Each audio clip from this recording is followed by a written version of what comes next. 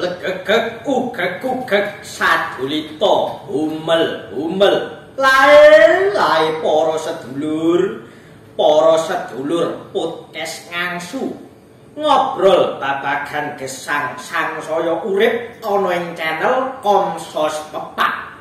Saiki awake dhewe ketemu maneh ana ing konten kuwi lan saiki awake dhewe bakal ngepoin Rama utawa ngulik Rama. Nah, saiki awake dhewe bakal ngulik salah satunggaling Rama ana ing paroki Klepu. Inggih menika Rama Ratmo. Yo, gas ayo.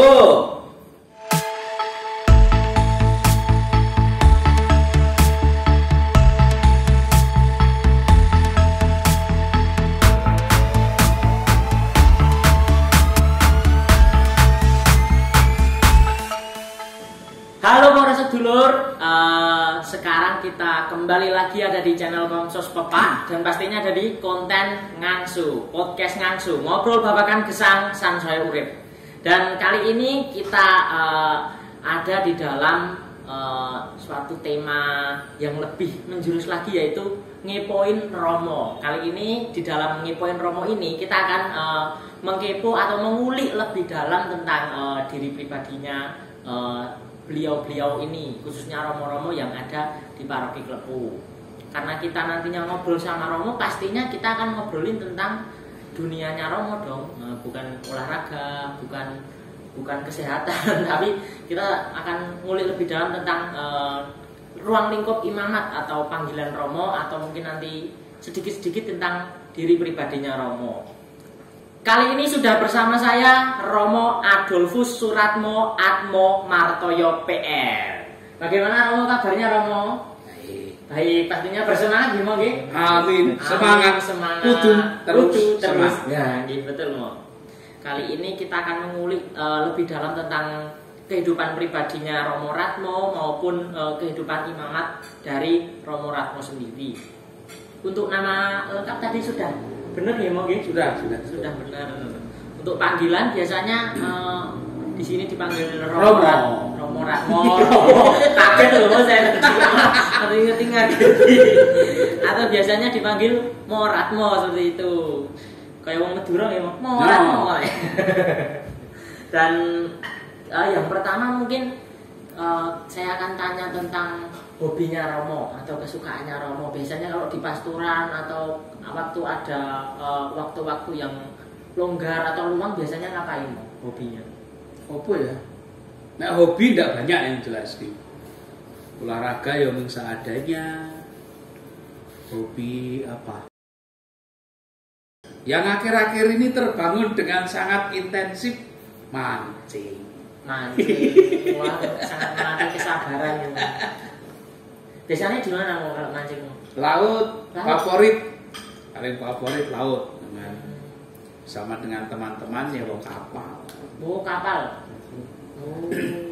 Sampai agak tengah gitu, nah di sana asik. Kalau nggak salah, kapan-kapan demelu mancing. Keren. Wah, ini bisa mengajak teman-teman UMK loh untuk siap. Mancing. Pernah nih dora oleh. Oh, mungkin karena Romo Ratmo mancing tekan Australia ya. Gak membayangkan. Hobinya mancing. Kalau saya mancing apa mau biasanya? Apa ya? Ya ora ono. Olahraga ya ala kadarnya. Saisone ya begitu saja. Tidak ada yang sangat ditekuni sekali, enggak ada. Tapi kalau saya dengar-dengar dari teman-teman UMK itu Romo Ratmo itu suka masak, bener nggak Mo? Wah, ya minggur mematangkan yang belum matang kalau itu. Mematangkan yang belum matang. Tidak membuat dari awal Mo berarti Mo. Ya ada membuat dari awal ya. Kalau bakso itu ya sudah menjadi ciri khas ya. Orang Wonogiri iso gawe bakso itu. Oh ya. Perlu diketahui sedulur-sedulur semuanya Romo Ratmo itu dari Wonogiri. Oke, makanya buat bakso juga Mo. Mie ayam juga nggih mboten Mo? Siap, mie ayam bisa. Wah, besok tak pesen loh Mo. Tadi saya sebelum kesini juga sudah disuguhi bakpao hasilnya Romo Ratmo, batanya Romo Ratmo tadi. Iya. Lumayan loh. Lumayan. Lumayan seret loh. Karena seret ini sudah ada unjukan, nanti bisa disambi mau biar santai aja. Ada siap. Kopi. Aku ya nyiapin kopi. Untuk selanjutnya ini sambil ngobrol-ngobrol santai, bisa diceritakan nggak mau tentang latar belakang dari keluarga Romo Ratmo sendiri? Juga setahu saya bahwa keluarga Romo Ratmo itu keluarga yang sangat Bhinneka Tunggal Ika, artinya ada mungkin beberapa latar belakang atau agama yang berbeda dari Romo Ratmo. Mungkin bisa diceritakan, Romo. Oke, kalau mengenai keluarga ya, jujur saya tidak seperti keluargamu yang satu bapak satu mbok melahirkan anak-anak hanya itu. Tapi keluarga saya itu agak beda dalam arti karena bapak simbok saya pernah menikah antara Rondo dan Dudo yang masing-masing punya anak, lalu keluarga saya menjadi keluarga yang campuran gitu. Jadi kalau dari diri saya sendiri, riwayat keluarga saya, bapak simbok saya Katolik sejak mereka sebelum menikah. Lalu bapak simbok saya nikah kira-kira tahun 1965 akhir. Tahun 67 kakak saya sudah lahir. Kemudian saya sendiri tahun 69, adik saya tahun 71, lalu yang satu lagi tahun 73 yang dari perkawinan ini dua jadi pastor. Ya, yang nomor genep, yang nomor ganjil jadi bapak keluarga. Bisa pas gitu ya, Om? Ngepasi. Saya nomor 2, adik saya yang Romo nomor 4. Kemudian setelah bapak saya sendiri meninggal, kira-kira tahun 77, bapak saya meninggal. Simbok saya menikah lagi kurang lebih tahun 1982. Lalu dari perkawinan itu lahir adik saya yang paling kecil itu cewek. Kalau yang sebapak dengan saya ini keempatnya cowok. Gitu. Lalu yang terakhir cewek. Lalu bapak saya yang dinikahi simbok tahun 1982 itu juga punya 4 orang anak, 2 cowok, 2 cewek. Jadi saudara saya kalau dihitung semuanya ada 9.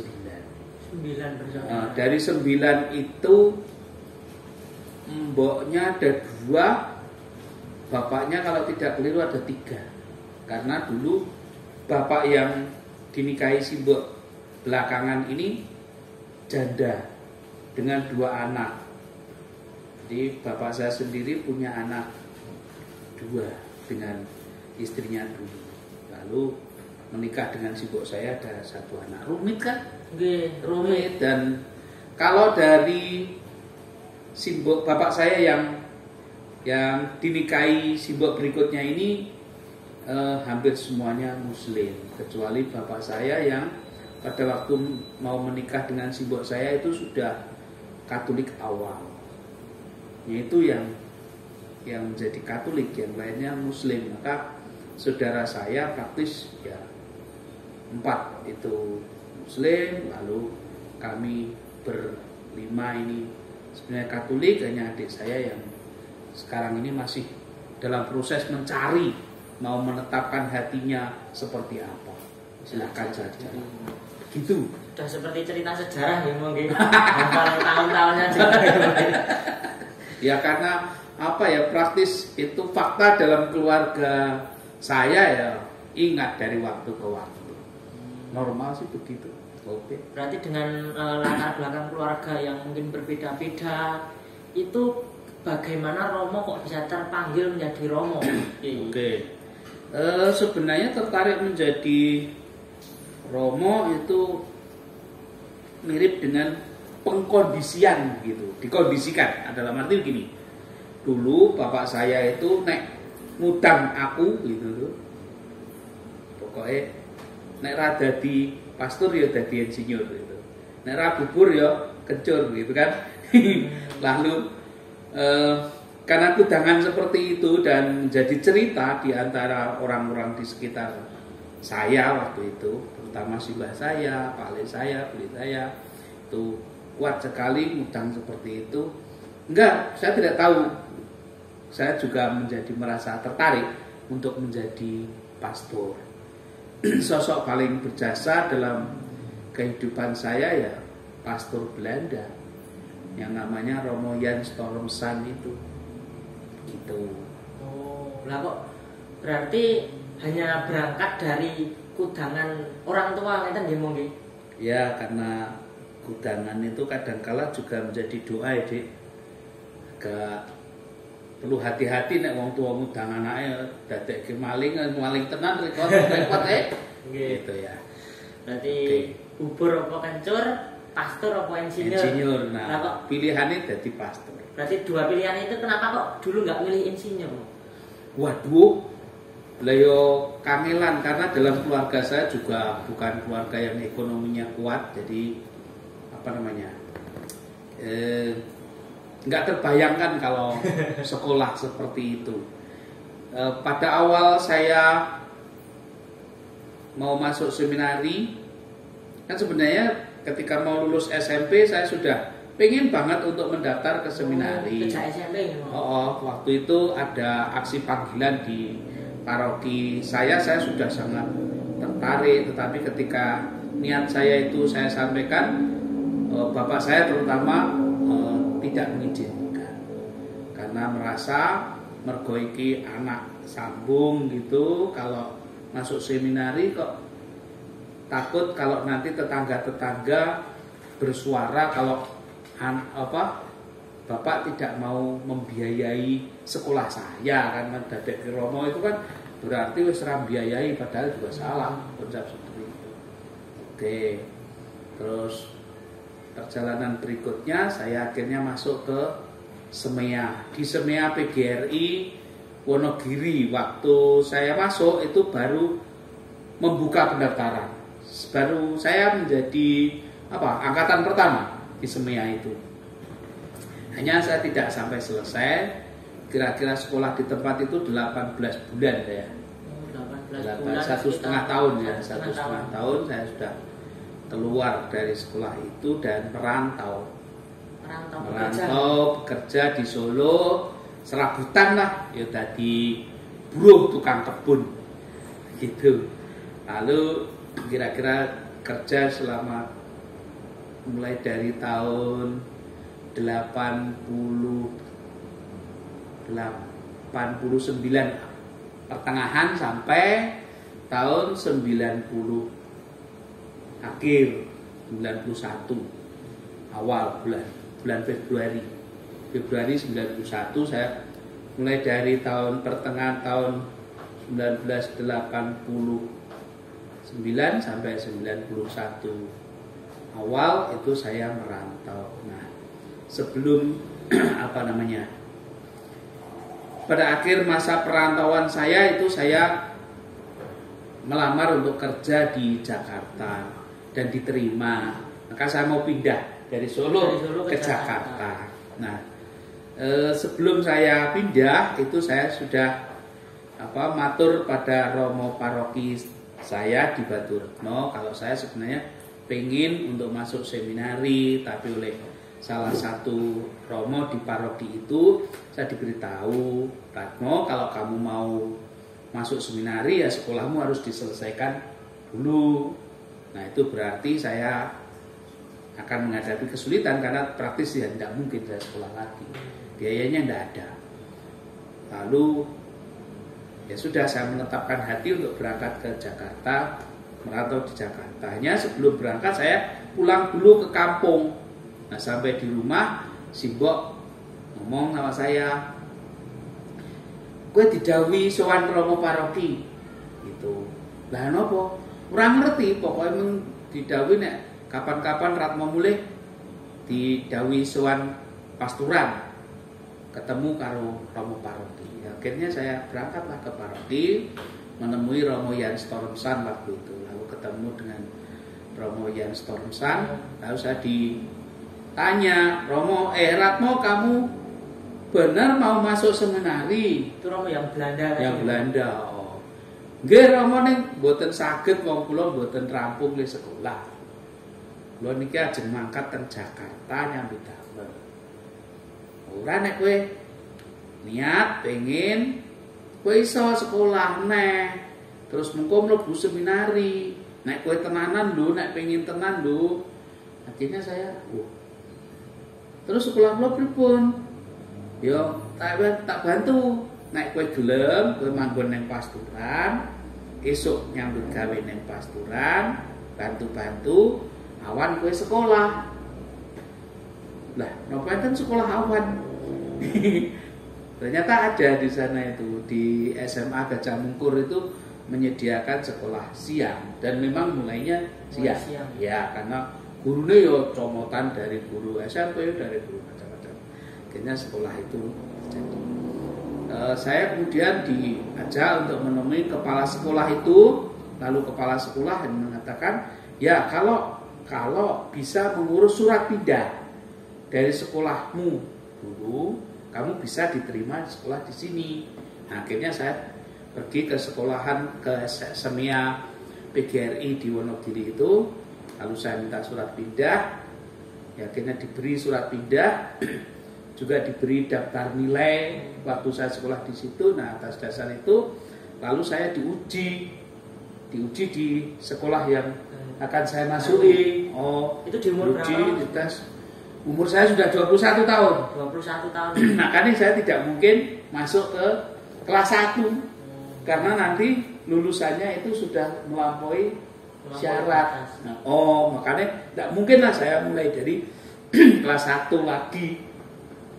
Dia harus ada, lalu dibuat seperti itu dengan dites, uji, saya dinyatakan lulus. Setelah 2 hari saya nunggu, Cito ora lulus ora. Ternyata waktu itu kepala sekolahnya namanya Pak Beni.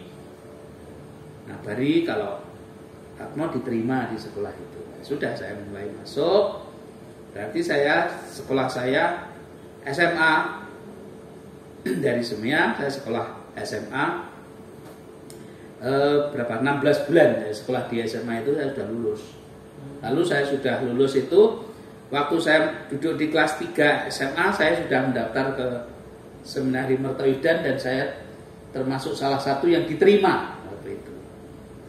Setelah itu saya berangkat ke Mertoyudan bersama dengan 4 orang yang asal dari paroki Baturno. Jadi kami berlima.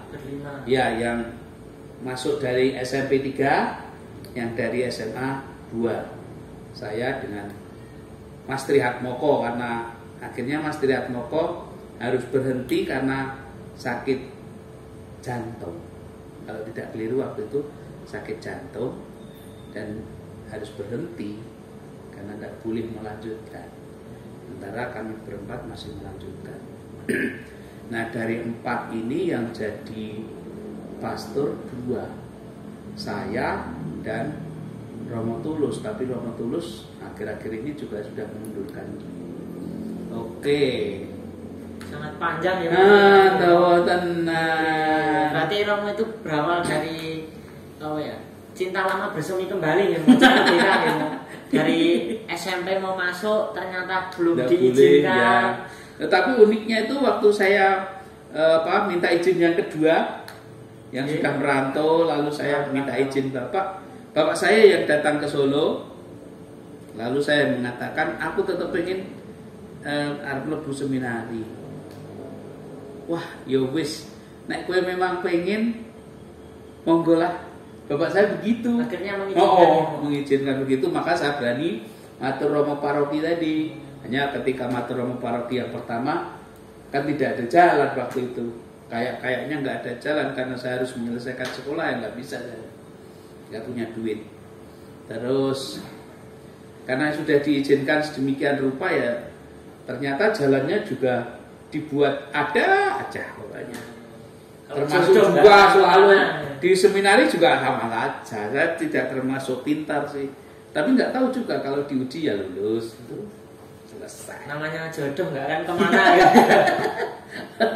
Berarti kalau sekarang saya nginep di pastoran terus dikon ngewangi-wangi mbah-mbah, nanti sekolahnya dibayarin nggak?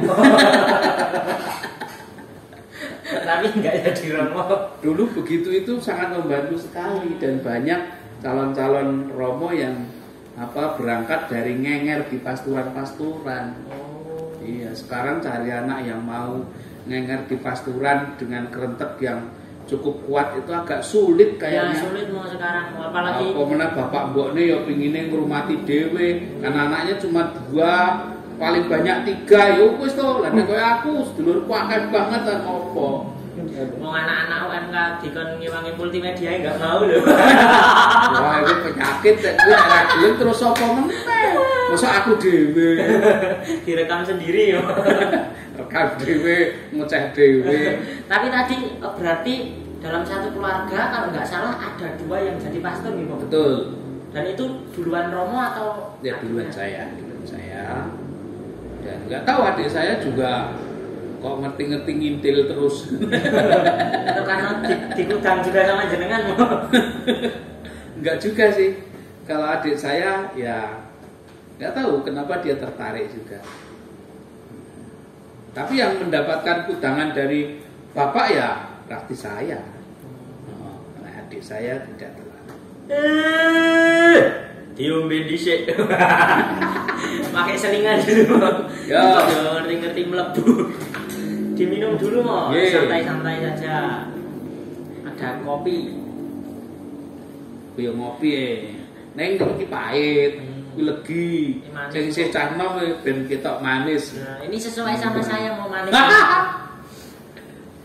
Tadi sudah diceritakan secara ya cukup detail tadi tentang latar belakang keluarga dari Romo Ratmo, lalu selanjutnya adalah cerita dari awal mula panggilan dari Romo Ratmo yang ternyata awal-awal belum diberi jalan oleh Tuhan, tapi selanjutnya ono wae dalane ngeten gitu. Ya. Untuk selanjutnya dari beberapa tahun imamat Romo atau penugasan Romo berapa tahun, Pak? Sudah 19 tahun. Dari 19 tahun Romo ditugaskan sebagai pastor. Tugas perutusan itu sudah di mana saja? Waduh, yo tak urutke. Diurutkan. Oh. Tugas pertama saya di Paroki Maria Assumpta Klaten. Romo Krishna sekarang di sana. Terus tugas kedua saya di situ 1 tahun. Tugas kedua saya di Paroki Santo Isidorus Sukorjo di Kendal. Itu mulai berarti 16 bulan. 16 bulan saya sakit punggung karena HNP, saraf kejepit, lalu saya dianjurkan oleh dokter untuk pindah tempat dan saya matur kepada Bapak Uskup waktu itu Monsinyur Suharyo bahwa saya akan selalu sakit kalau ada di situ karena medannya jalannya bekas kali, asik banget, pakai mobil TAF GT, wah keren gitu. Berkuda mah. Wah kayak tempat jaran. Betul dulu waktu Romo Windiatmoko di tempat itu dia berkuda. Berkuda. Iya, pakai kuda lebih oke, naik turun bukit gitu. Tapi saya sudah tidak ada kuda. Ada bermobil tapi akibatnya sakit dan perawatan cukup lama. Kalau nanti sembuh kerja lagi sebentar, kambuh lagi begitu terus akhirnya. Dr. Martinus waktu itu, dokter saraf di Rumah Sakit Elizabeth Semarang menganjurkan kalau bisa pindah tempat supaya tidak terlalu sering kambuh. Gitu. Lalu saya ngatur Bapak Uskup, lalu Bapak Uskup mengizinkan untuk pindah. Semula saya dipindah ke Wisma Uskup. Oh, ke Wisma Uskup. Oh, tapi kemudian saya terlanjur sampai di Paroki Bantul. Maka ini tempat karya ketiga saya di Paroki Bantul, Santo Yakobus, Lutheran. Di situ 3,5 tahun saya. Kemudian pindah lagi Pringgulung 2 tahun. Pindah lagi ke Paroki Melati 2 tahun juga. Pindah lagi ke Paroki Dirjo Dipuran. Itu 2,5 tahun. Di mana Mbak Dirjo? Dirjo Dipuran di Solo. Solo. Lalu setelah itu saya pindah ke paroki Bajiro. Ini paling lama, saya di paroki Bajiro 5,5 tahun. Terus sekarang pindah di paroki Klepu. Klepu. Berapa tahun mau? Wah, ini baru 2 tahun nih. Baru 2 tahun Baru ya. 2 tahun. Moga-moga tidak terlalu lama ya. Kenapa mau? Yo, rasa suwe-suwe pokoknya. Kok ndak ning ngoyot. Ya. Berarti di paroki Klepu ini yang keberapa mau berarti mau? 8. Yang ke-8 di paroki Klepu. Terus kalau dulu pertama kali Romo pindah ke paroki Klepu itu pertama kali datang itu yang dirasakan apa temu atau ada kesan pertama misalnya wong-wongane iki do penak, wong-wongane iki do ramah apa seperti apa nggone kok penak iya. Yang penting saya datang ke sini pertama kali kepagian. Nah, terus aku nggawa bolo saka Bajiro numpak sepeda ontel bareng-bareng tekan kene kesuwen rudotan. Wah, aku bilang iki sidono acara penyambutan apa ora, sidono acara misa apa ora, bingung.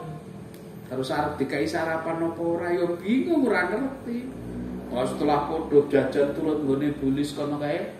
Oh, ternyata di sini disediakan. Cuma tekone telat. Wah, asik. Kesan pertama lho. Kesan pertama lho. Oh, alasannya waktu itu kan malamnya mereka pada begadang. Kan ada acara di sini malam. Terus paginya mereka terlambat mempersiapkan. Keren. Mungkin terlalu lelah menyambut Romo Ratmo. Betul, mempersiapkannya sedemikian rupa. Tapi sekarang mungkin diundur sekarang penyambutannya nggak apa-apa. Nanti kita perayaan lagi nggak apa-apa pokoknya.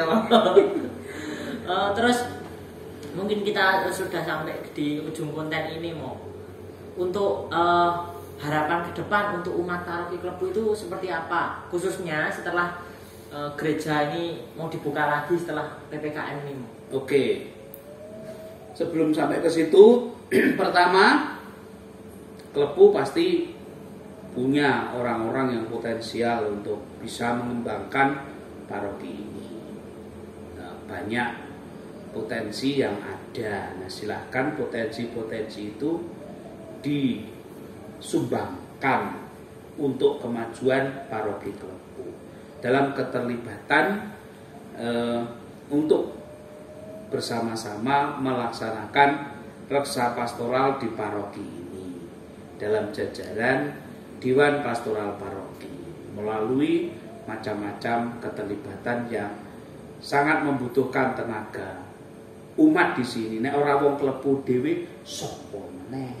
Itu satu. Yang kedua, untuk perayaan-perayaan paroki Klepu sebenarnya sangat antusias untuk merayakan Ekaristi, terutama apapun itu perayaan Ekaristi dibuat dan itu baik. Ini sudah akan kita mulai lagi. Harapannya mari kita tekuni kembali. Sempat berhenti cukup lama, jadi saya kira kita sudah waktunya untuk menanamkan kerinduan dalam hati lagi supaya kita bisa merayakan iman secara bersama-sama. Yang ketiga, pasti keterlibatan itu juga mengandung konsekuensinya ya ayo digotong royong bareng-bareng kebutuhan paroki Klepu ini. Lebih-lebih yang sifatnya finansial, pendanaan dari kita, oleh kita dan untuk kita sebenarnya. Dan itu tidak bisa tidak. Paroki, umat paroki yang memang menghidupi, ya, tidak ada lain saya kira. Nah, monggo nanti pada waktunya itu perlu untuk ditekuni kembali dan dibuat bersama-sama dalam kesatuan dengan para romo, dengan Dewan Pastoral Paroki, dan dengan seluruh umat. Banyak yang mencintai paroki ini pasti.